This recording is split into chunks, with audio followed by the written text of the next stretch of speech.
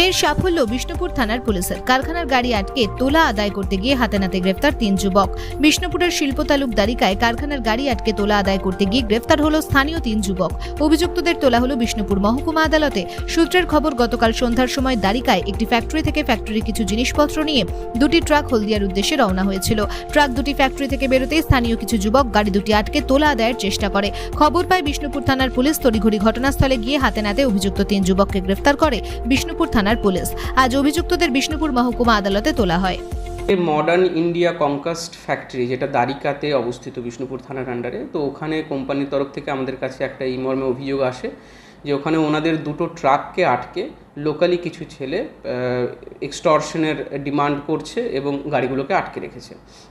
এই মর্মে অভিযোগ পাওয়ার পরে আমাদের বিষ্ণুপুর থানা থেকে ওখানে টিম যায় এবং ওখান থেকে 3 জনকে অ্যারেস্ট করা হয় এবং এটার উপর একটা স্পেসিফিক কেস করে আমরা 3 জনকে আজকে ফরওয়ার্ড করেছি লানেড বিষ্ণুপুর কোর্টে। এরা ওখানে লোকাল 1-2 ক্লাব আছে, সেই ক্লাবেরই ছেলে আছে। এরা 14,000 টাকা ওরা এক্সটর্শন করেছিল এই যে কোম্পানিটি আছে, ফ্যাক্টরিটি আছে, এই ফ্যাক্টরির কাছ থেকে। এবং অভিযোগ পাওয়ার পরে তৎক্ষণাৎ বিষ্ণুপুর থানার টিম গিয়ে ওখানে ওদেরকে অ্যারেস্ট করে। কি কারণে তোলাবাজির চেষ্টা করছে?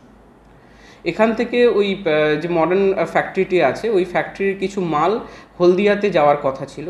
তো সেই মালগুলো নিয়ে যখন ট্রাকগুলো বেরোচ্ছিল, তো তখন ওরা আটকে ওখান থেকে টাকা চায়।